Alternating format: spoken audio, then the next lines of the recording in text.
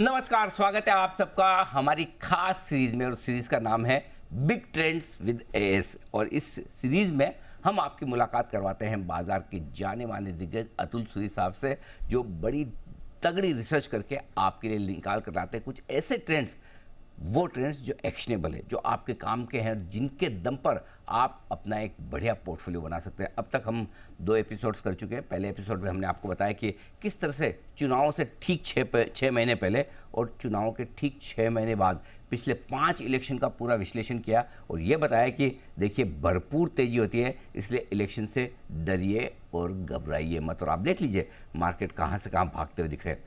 दूसरा एपिसोड हमने किया था इस बात को लेकर कि क्या सेंसेक्स और निफ्टी, जिसे आप आमतौर पर लोग कहते हैं कि ये पैसिव इन्वेस्टिंग है, आराम से डालकर बैठ जाइए पैसा, रोज रोज देखने की ज़रूरत नहीं, या फिर ये उतार चढ़ाव नहीं होता, लेकिन एक्चुअली ये सबसे ज़्यादा एक्टिव इन्वेस्टिंग है और उसको डेटा और पॉइंट्स के साथ आपको समझाया। आज जो हम तीसरा एपिसोड लेकर आ रहे हैं, उस तीसरा एपिसोड का अगर ये एपिसोड मार्केट पर नहीं होकर बॉलीवुड की फिल्मों पर होता, तो जो सबसे बड़े सवाल आपके जहन में आते हैं उसी सवाल पर होता है। जैसे कि शोले पिक्चर में गब्बर साहब ने कहा था कब है होली, और वो डायलॉग इतना हिट हो गया और वो सवाल इतना हिट हो गया। जैसे अभी हाल ही में बाहुबली में आया कि कटप्पा ने बाहुबली को क्यों मारा।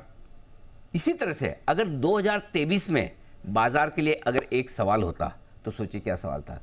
सवाल ये था कि क्या मिड कैप और स्मॉल कैप शेयरों में यूफोरिया बन चुका है, क्या बबल बन चुका है, क्या अनाप शनाप तेजी हो चुकी है, क्या पागलपन हो रहा है और क्या अब ये गिरेंगे। राइट, यही सबसे बड़ा सवाल 2023 में भी था और 2024 में आज भी है। और आज का ये एपिसोड इसी सवाल के जवाब आपको देगा और मजबूती से देगा। और इस एपिसोड के अंत में आपको पता चल जाएगा कि स्मॉल कैप और मिड कैप शेयर आपको खरीदने हैं या सब कुछ बेच के जीरो कर देना है। तो आइए स्वागत किया जाए अतुल सूरी साहब का। सर बहुत बहुत स्वागत है, धन्यवाद। और मैं बताऊं आपको अतुल सर, इससे पहले कि मैं शुरुआत करूं, पिछले 2 episode so well received by the market, और लोगों ने मतलब अच्छे बड़े लोगों ने जो बाजार के बड़े दिग्गज हैं उन्होंने बोला क्या रिसर्च करके आपने शो बनाया है, अमेजिंग। तो सबसे पहले कॉम्प्लीमेंट सर, आपको बधाई इन सब के लिए। शुक्रिया। कोशिश रहती है और आपने प्लेटफॉर्म दिया है, तो क्या होता है कि उसके अनुसार उस लेवल का काम होना जरूरी होता है। We have to keep up the standard. Thank you. और सबसे बड़ी बात ये कि अतुल सर की खास बात मैं बता दूं कि मुद्दे वो पकड़ते हैं या फिर पॉइंट वो पकड़ते हैं या डिस्कशन का या एनालिसिस का मुद्दा वो होता है जो इस वक्त सबसे छाया हुआ है। और 2023 में भी और 2024 में भी मेरे ख्याल से सबसे बड़ी चीज़ ये थी, लोगों को ये लग रहा है कि पिछले 9 महीने से नॉन स्टॉप जो mid cap small cap share भाग रहे हैं, रादर अब तो 10 महीने होने आए, राइट। सो क्या स्मॉल कैप शेयर में बबल बन गया? तो मैं शुरुआत यहीं से करता हूँ, सीधा ही आपको पूछता हूँ, बिल्कुल, क्या बबल बन गया, यूफोरिया हो गया, अनाप शनाप बढ़ गए, मतलब पागलपन हो रहा है? हम भी यही सोच रहे थे जब हमने एसआईपी फ्लोज देखे, तो हमने देखा कि जो म्यूचुअल फंड में एसआईपी फ्लोज हैं वो सबसे ज्यादा स्मॉल कैप में है जी। सोच में पड़ गए कि ये उस मार्केट का सेगमेंट है भाई जहां पे लिक्विडिटी नहीं होती। पैसे तो आने चाहिए large cap, mid cap, small cap में। अब स्मॉल कैप में इतने ज्यादा फ्लोज हैं तो शायद ये फ्लोज ही एक बबल बना रहे हो, क्योंकि जगह जब बहुत पैसा एक इलिक्विड सेगमेंट में जाता है वहां पे तेजी होती है। तो हम थोड़े हैरान में हो गए, पढ़ते थे लोगों से, सब कहते थे बबल है, transition to small cap to large cap. तो हमने सोचा यार ये एक छोटा 1-2 महीने का व्यू नहीं लेते, लेट्स सॉल्व द प्रॉब्लम। ये लार्ज, मिड और स्मॉल, एंड ये नहीं कि भाई आज लगे कल 2% नीचे आ जाए, बोले नहीं अब वैल्यू हो गया, ये सब क्या है, ये सब कहने की बात है। तो लेट्स सॉल्व द प्रॉब्लम। तो हमने क्या किया कि भाई जो लार्ज, मिड और स्मॉल कैप हैं इनके हमने 20 साल का डेटा अवेलेबल है, खासकर मिड और स्मॉल। तो हमने पूरा डेटा निकाला और ईयर वाइज परफॉर्मेंस देखा। तो हमने लिया small cap 100, mid cap 100, large cap में भी 100 ले सकते हैं, पर हम निफ्टी 50 लिया क्योंकि निफ्टी 50 का वो प्रेम अलग है। जो बोलते हैं ना इंडेक्स है भाई, तो इसलिए वहां पे हमने निफ्टी 50 ले लिया। तो हमने देखा कि हर साल कौन सा मार्केट कैप आउट परफॉर्म करता है। तो शायद जो आपकी स्क्रीन पे आप टेबल देख सकते हो वहां पे आप 20 साल का डेटा देख सकते हैं। आपने 20 साल के डेटा निकाले? 20 साल का, क्योंकि 20 साल का ही अवेलेबल है। अच्छा। उससे ज्यादा होता तो मैं वो भी कर लेता। अच्छा, ओके। तो 20 साल का डेटा निकाला। और उस पे आप देखेंगे कलर कोडिंग है। कलर कोडिंग में ऐसा है कि उस साल में, जैसे 2004 ले लीजिए, 2004 में जो आपको ग्रीन दिख रहा है वो ये कह रहा है कि उस मार्केट कैप में वो बेस्ट परफॉर्मर था। यानी स्मॉल कैप बेस्ट परफॉर्मर था। उसके बाद जो रेड है वो एक्चुअली वर्स्ट परफॉर्मिंग था उस साल, और जो व्हाइट था वो न्यूट्रल था, बीच वाला। ठीक बात है। तो भैया हमने बोला देखते हैं कि ये आउट परफॉर्मेंस कहां पे है। तो पहली चीज देखी कि 20 में से 9 साल स्मॉल कैप ने आउट परफॉर्म किया। 20 में से 9 साल सबसे बेस्ट, यानी almost 50%। Okay. It's a very big run rate. Correct. तो भैया लगा कि यार ये तो बहुत अच्छी बात है। फिर नीचे देखा तो mid cap, actually mid cap सबसे लीस्ट आउट परफॉर्मेंस दे रहा था। अच्छा, वो ज्यादा मिडलर ही रहता था, कुछ खास उसमें बात ही नहीं थी, न ज्यादा बढ़ना न ना ज्यादा बढ़ना ना घटना, तो वो मिडलर था। तो उसमें इतना कोई बड़ी आउट परफॉर्मेंस नहीं थी। तो हमने बोला यार ये तो हो गई आउट परफॉर्मेंस की, अब देखते हैं अंडर परफॉर्मेंस। जब अंडर परफॉर्मेंस देखा तो उसमें भी लीडर था स्मॉल कैप। अच्छा, तो ना ऐसा ही नहीं कि बहुत बार बढ़ा, ये बहुत बार सबसे ज्यादा घटता भी है। तो मैं उस पर आता हूँ, उससे पहले थोड़े से आपको पीछे लेके चलता हूँ डेटा की लिहाज से। आपने सबसे पहले शुरुआत में एक बात कही कि एसआईपी के डेटा ये आपको दिखा रहे हैं, तो एसआईपी के डेटा में ऐसे स्मॉल कैप और मिड कैप फंड्स के लिहाज से आपने ऐसा क्या खास देखा?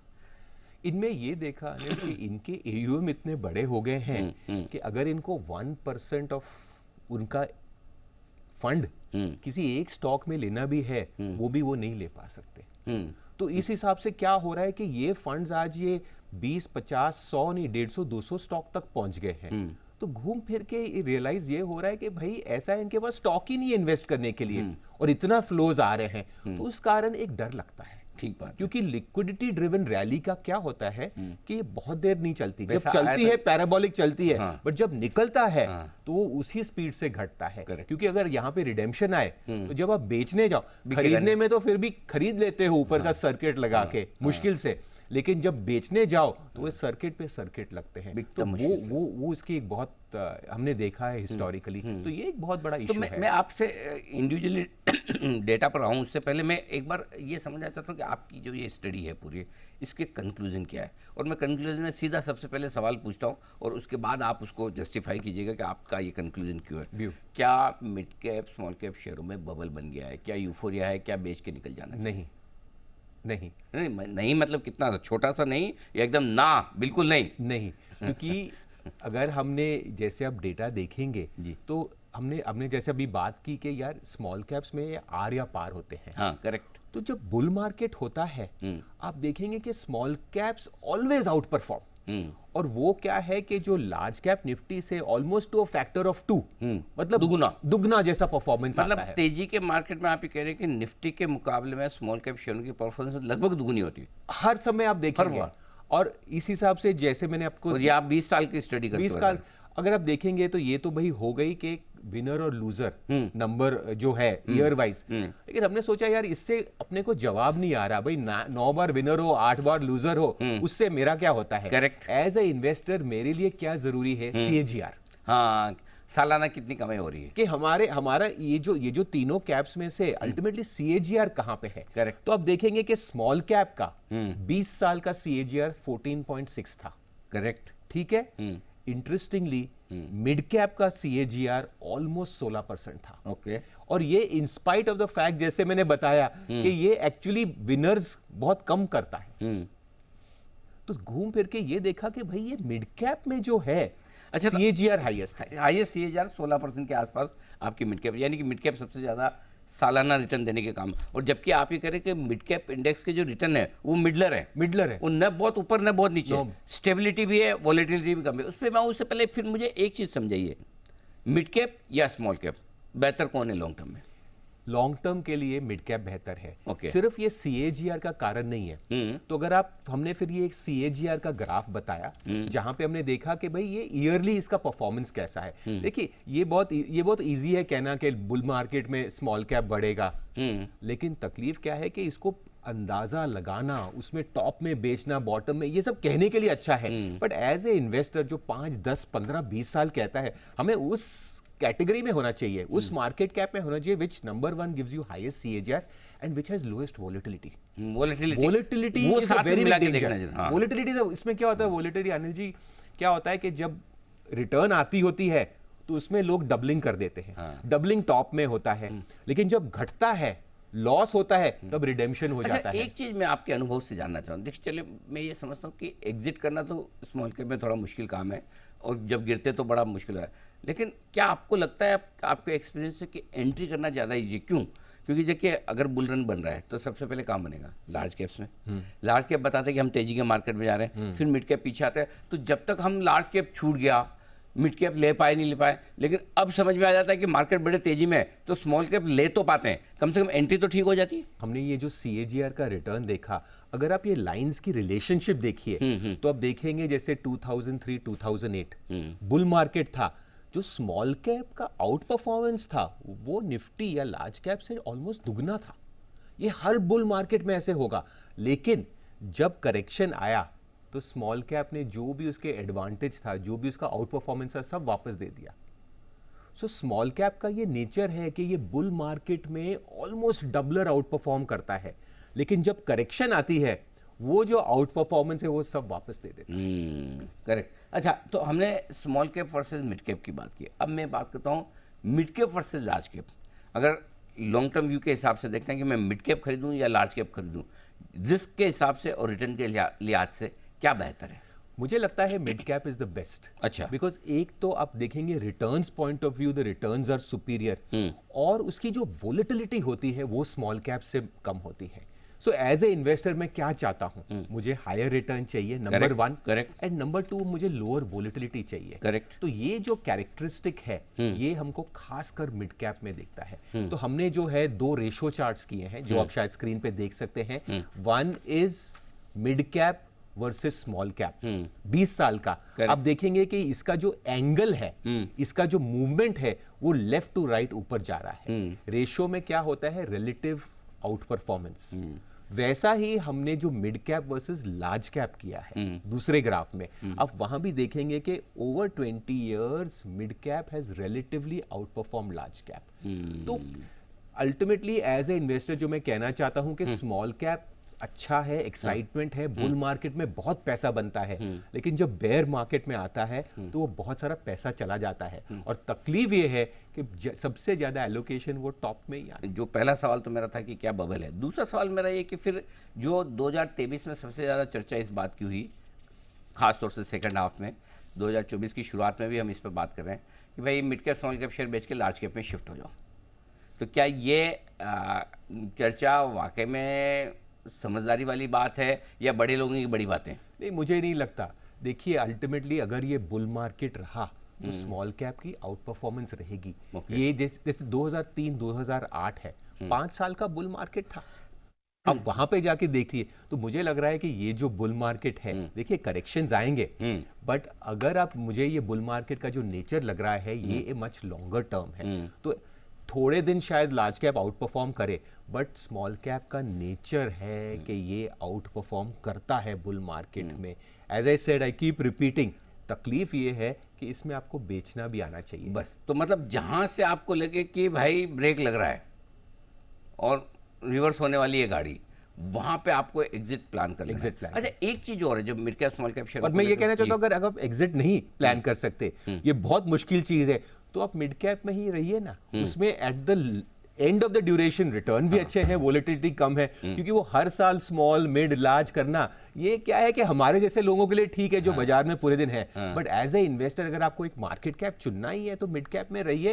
It has shown superior returns with lower volatility. तो मतलब जो बहुत लार्ज कैप की वकालत कर रहे हैं वो भी आपको कमा के नहीं देंगे, जो बहुत स्मॉल कैप की वकालत कर रहे हैं वहां पर भी आपको कमाई तो हो जाएगी, लेकिन अगर टाइमली नहीं निकले तो रिस्क है। मिड कैप्स आपको तीनों के अंदर बेहतर रिस्क रिवॉर्ड रेशियो, तो ये ज्यादा सेफ है लॉन्ग टर्म। ये ज्यादा है। और अगर आप अभी वैल्यूएशंस भी देखें तो आप देखेंगे कि इस हिसाब मैं उस पर आ रहा हूं, उससे पहले एक चीज और है। अब आजकल आप देख रहे होंगे कि बड़े बड़े ब्लॉक डील्स होते हैं, कभी प्रोमोटर स्टॉक बेचते हैं, कभी प्राइवेट इक्विटी बेचते हैं। करेक्ट। आईपीओ भी आते हैं तो ऑफर फॉर सेल ही होता है। बिल्कुल। अब काफी लोग ये कहते हैं कि ये जो आईपीओज हैं, ये जो छोटी कंपनियां हैं जिसमें पीई बेच के निकल रहा है, प्रोमोटर बेच के निकल रहा है, वो ज़्यादा स्मार्ट है रिटेल के बजाय। ऐसा नहीं है। हम सोचे थे एफआई स्मार्ट है, स्मार्ट मनी हम एक डिकेड से बोलते थे एफआई है, Indian investor is foolish. Correct. FI 17-18 हजार के निफ्टी में बेच के गया है, 21 और 22 हजार की निफ्टी पे आके ले रहा है। तो उस हिसाब से वो क्या है, ये जो डेफिनेशन होती है ना स्मार्ट मनी की, ये अनिल जी चेंज होती रहती है। सबको लगा कि Indian investor is a fool, Indian retail is a fool, but actually सबसे समझदार वही निकला। उसका तो एसआईपी चल ही रहा है, उसके तो फ्लोज आई है और लाइफ टाइम हाई पे है।